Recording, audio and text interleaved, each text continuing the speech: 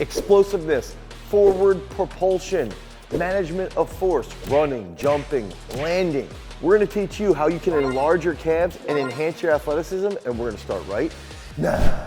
Researchers Mock and Hartman have actually shown that increasing the absolute strength of your calves and increasing the relative strength of your calves can lead to a drastic improvement in sprint speed, specifically over 30 meters. That means going heavy is a good way to train your calves, but increasing that relative strength might also mean there's other ways to actually improve the calf strength and calf application to other sporting movements. So another great way to train your calves is to actually find movements like this that are gonna help lead to big driving forces forward. And what ends up happening is that when we're doing something like a very heavy sled push, we wanna see that plantar flexion going forward. That's also gonna correlate into hip extension and knee extension. So if we come back here, we can go very, very, very heavy and really focus on preventing that ankle from dropping. We want the ankle to provide this nice strong base, and we might do 6 sets of 20 meters with a very, very heavy load. We've seen now from this research, the calves respond very well to heavier loads, to absolute strength. So if we pile a couple plates on, keep that driving action moving forward, keep that ankle as stiff as possible, and that's gonna transfer really well to calf strength, calf size potentially, and also athletic improvements. We're gonna be giving away a free swole shirt to whoever's got the most swole calves. All you have to do is 1, comment down below. 2, make sure that you subscribe to the channel and all channel notifications are active. And 3, show up to our Tuesday YouTube public live. Let's get those swole calves rolling. So the calf muscle, and essentially the gastroc, the soleus, and the anterior tibialis, these muscles transfer horizontal force into the ground through the feet. So that's gonna help us with acceleration, that's gonna help us with jumping, that's gonna help us with any type of force output. And to make sure that we can stay healthy through our lower limb, we need to make sure that the calves have serious strength. We also need to make sure that the Achilles is strong and healthy and also mobile. And if that happens, then we can improve our overall power output and become a better athlete. Now, for clarity, I do believe that the calves can really show a coach basically what that athlete's gonna be good at. And I wanna demonstrate here, this top portion here, this is gonna be the gastroc, okay? The gastroc, in my opinion, and from what I've read, can be really responsible for a massive amount of power output. But typically what you'll see is individuals with these massive hulking gastrocs, they're gonna be better at absolute strength movements. They're gonna be better at like straight power output. I like to think about the big gastroc's gonna show you this person could probably be a pretty good freaking shot putter. Now the soleus sort of lies underneath the gastroc, okay, and comes down. It's like a wider sheath. And I believe the soleus typically is going to be very responsible for really rapid power output, okay? So really, really explosive athletes tend to have very strong soleus muscles. Now, the next part, the anterior tibialis right here, this muscle that comes up here, that's gonna be really responsible for deceleration, for grounding, and things along those lines. The interesting part here is that athletes that are extraordinarily fast might not have huge gastrocs, but they're very, very strong. Now, they will typically have a nice defined soleus muscle that you can sort of see down the side here. So I think there's a little bit of a interesting biomechanics and physiology at play when you're analyzing the overall musculature of the lower limb.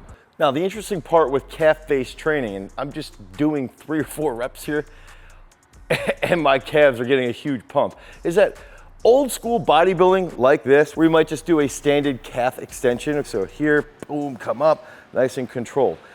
I feel like these exercises have sort of fallen out of light in the realm of sports performance. My theory is that a lot of people have taken these and they said, all right, well, we don't want to look like these hulking individuals, someone like Jay Cutler, Ronnie Coleman, but this isn't effective. We've taken a tool and sort of thrown it out there. I think there's a lot of fantastic bodybuilding exercises based off of the research that can increase your max strength, that can increase your relative strength, and then in turn, improve your overall performance from that lower limb. So we've got to make sure that we bring some of these exercises back in and continue to use some of the unique movement patterns that we're seeing in the functional fitness realm, as well as the speed and plyometric realm. So all of these factors have to be thought about when we're doing calf-based training. Calf training appears to be pretty simple. And one thing I also did want to bring up is that there's a common misnomer that a lot of people think once you have your calves, you can't really develop them further. You can't get them bigger. You can't even get them that much stronger. And this is a 100% fallacy. So what we have to do is, one, train them accordingly. And by doing that, we need to focus on our proper warm-ups. One interesting warm-up that you can do right now, you can get up out of your seat while you're watching this video and actually think about dorsiflexion, okay? So this is dorsiflexion. And I want you to do this with your toes up, okay? Here, walking on your heels. That's dorsiflexion. Just do that for about 30 seconds. Now, this is plantar flexion, okay? Hold plantar flexion. Do that for 30 seconds. Go through this 2 to 3 times, okay?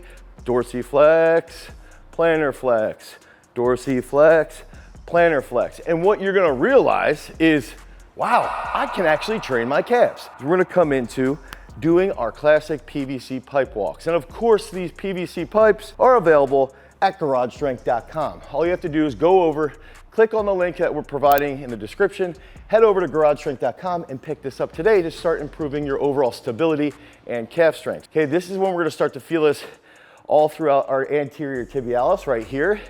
And we're gonna start to feel our toes start to wake up. That's gonna help loosen up our Achilles. And if we drop that heel a little bit here while we're grabbing, almost doing something like this, that's also gonna improve that calf strength. So I like to do 5 sets of 15. The next thing that I'm gonna do is I'm gonna do my favorite calf-based jump. This is nice and easy. You can do this out on the sidewalk. You can do this in your driveway. You get the Powerlastic band right here.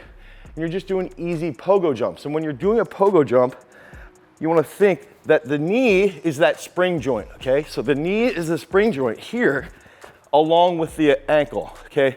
So we get a little bit of dorsiflexion and then a rapid plantar flexion. And that's where we're gonna be training the soleus. Remember I had talked about the gastroc gonna be that big, powerful muscle, that more absolute strength-based muscle. The soleus, what we're hitting here, is gonna be more related to jumping. It can handle a very massive amount of force. So we're here, 5 sets of 9. You can go back and forth between the pogo jumps and the PVC pipe walks to start to warm up. And these are exercises that we use inside of our app Peak Strength. Peak Strength has over 700 different exercises that we use inside of our programming to help you guys become better athletes. Now, there's still some other ways that we can develop that calf strength. Now, if we're talking about transferring this strength to athleticism, we always have to bring up unilateral strength. And when we're thinking about unilateral strength, we're either gonna put this inside of our accessories, let's say on a leg power day, but we also might use some of these movements on our impulse day. One of these exercises I'm about to show you, I'd even put inside of our athlete day, okay, so day 3. So what I'm gonna show you here is we're gonna start with one of the best ways to train your calf. Okay, so we're gonna hold an unsupported split squat here. And what I wanna do is I wanna hold this position for 30 seconds. Try not to cry while you're doing this. This is extraordinarily difficult, and you can even do this on a step, okay, where the step is unsupported, that heel is unsupported. So we're gonna hold this for 30 seconds, and then you're gonna go through this round here, and we're gonna do 7 dorsiflex here, plantar flex, dorsiflex here, plantar flex, dorsiflex here, plantar flex, okay? So you can hold this, and then we're gonna switch. So this is a really excellent way to train the calf, the entire calf musculature, and develop it over time in specific positions that might be similar to, okay, I'm cutting here, I'm gonna dorsiflex. I'm gonna come out of that cut here, now I'm plantar flexing, and we're in the unilateral position. This next exercise is going to be one of the hardest movements that you can do and should be done on an athlete day. Let's say we do 4 sets of 30 seconds with the 7 reps on the split squat, heel unsupported, dorsiflexion, plantar flexion exercise. We should just come up with a cool name for that. You guys should comment down below with what that name should actually be. Now, the next movement is gonna be what I call the hinge lunge. We're gonna try and operate like we're a hinge. This is extremely hard. We're gonna use a PVC pipe, okay? And I wanna think about my toes, okay? Stability and stiffness in my Achilles, And that's gonna be where we're applying a massive amount of force. And then as we're doing this switch position, we're gonna feel this and we're gonna feel a little bit greater proprioception, okay? So we're gonna be in this position here. I'm gonna hold this on the bridge. I'm gonna come forward and I'm here. I'm gonna come backwards and I'm here. So when I'm here, right, I wanna think about pushing the bridge of my foot down. Push it down. So I'm in this position here, push force down, push force down, push force down. We're dorsiflexing. Okay, now coming back over, hinging, and I'm here. And you're gonna feel this. You're gonna be like all over the place, a little shifty. That's where you're gonna start to really wake up your foot. You're gonna really wake up your fascia through here, and that's gonna lead into strengthening that Achilles. Do both sides, and be careful when you're coming back up over top. Let's say I start with a hinge lunge where I'm here, and I'm gonna come up over, boom. Come back here, boom. Up, boom, up, boom, and keep that heel stable, okay? This is gonna help when we're planting and cutting, coming out. And if we're sprinters and we're coming out of the blocks, we don't want that heel drop. We want the heel to stay stiff so that we can propel forward down the track. It can be challenging, it's unstable. Build into this slowly and gradually increase your overall balance, but using these two exercises are phenomenal ways to enhance your overall athleticism. So a great traditional calf raise exercise that you can use if you don't have access to the sweet calf raise machines, which we don't have one here and it still sort of bothers me, is that you can actually put a plate on the ground, okay? And we can start with just putting the plate on the ground and doing calf raises. And make sure, a lot of people struggle with this. If you watch my heel, look at how high my heel can get, okay? Try your absolute hardest to get that heel to drop, lengthen that Achilles, and then drive back up. This is one big aspect that a lot of people struggle with, and you can start without the plate. But the plate can increase that range of motion, which in turn will help the rate coding around your calf. Now, the next aspect would be taking a sweet safety squat bar. Okay, so if you have a safety squat bar, you don't have to worry as much about balance. There's a couple things that you can do. You can load the shit out of it, and it's easy to have on your shoulders. So you can get here, just come here, and you can use your hands for balance. And now we get up, come back down, get up, come back down. And you're gonna start to feel the little ball of the gastroc really start to get a nice pump. Sometimes mine gets a little veiny. And the other thing you can do is even overload this further, and you can cheat almost like a Hatfield calf raise, okay? So here, I like doing sets of 17 to 25, and you can go 4 sets to really blow up your calves. Oh, that's a good pump. Now, this is like one of the easiest things that you can do. And if you're a high jumper, you should be doing this. If you're a long jumper, you should be doing this. Ooh, Jesus. And all you need is our Strength Powerlastic band, okay? So available at garagestrength.com. This band is so freaking versatile. It's so ridiculous. You can use it for so many different things and get crazy pumps in your arms and in your calves like I'm getting right now. Now, what I wanna do is I like to use my bottom leg as the tension point. And so if I wanna make it a little bit easier, I move my leg forward. If I wanna make it harder, I can move it back like this. And I come around and I wanna try and raise the toe. Oh my gosh. I wanna do sets of 17 to 25 on each leg. And this is gonna improve our ability to ground rapidly, okay, right here. And that's gonna even improve, you'll see, holy cow, I gotta get this off because I'm starting to get a cramp. That's gonna even improve your ability to jump off of both feet, meaning right leg and the left leg, as well as bilaterally. So use the band for training that anterior tibialis. You can also use a tib curl bar, but if you don't have access to it, just use a band. Get that stupid pump, and that's gonna help you with deceleration and grounding forces. Another classic bodybuilding exercise is going to be donkey calf raises. And most gyms actually have a donkey machine. And you might feel absolutely ridiculous while you're doing it, but this is where you're gonna blow up your gastroc and strengthen your Achilles, okay? This is an absolutely great way to work that plantar flexion when you have hip flexion. So this is gonna be good for something like sprinting out of the blocks. If you're a wrestler and you have to take really rapid double legs, this is a great movement to train the absolute strength and the relative strength of your calves. 4 sets of 20 to get that transfer. Start with somebody small like Yvonne. and then build into somebody really, really heavy, like when I did DK and he weighed 315 pounds, I did him for a set of 20. And I know you guys are struggling with what exercises you should use and even how to figure out that ultimate program that's gonna help you peak and become an absolute freak. So if you need help with your training, head over to peakstrength.app, the Google Play Store, the Apple iOS Store, and you can download Peak Strength today for 7 free days of training. You're gonna get 5 freak-based workouts, and that's gonna help you attain that peak strength. Now, let's get to a couple more crazy calf exercises. Now we're gonna give you 2 more plyometric-based exercises and speed-based exercises that are gonna transfer even further. So we've gotta think through that athletic type of movement pattern. Rapid coordination from dorsiflexion into plantar flexion. That's one of the key aspects for becoming an absolute freak. Watch someone like Marshawn Lynch hit a crazy cut.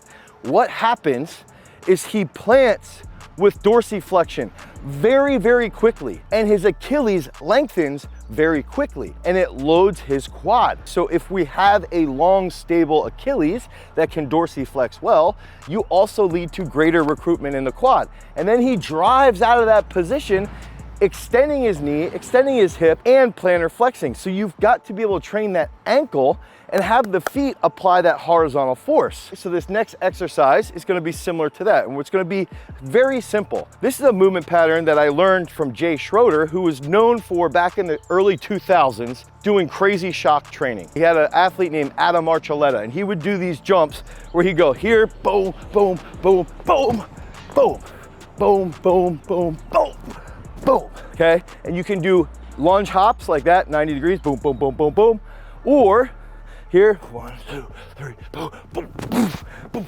boom, boom, boom, boom. We want to focus on good tap, tap, tap, tap, tap, tap, tap, boom, boom, boom, boom. Don't let that heel drop too much in this drill. Some drills it's okay to have the heel drop. In this drill, don't let it drop.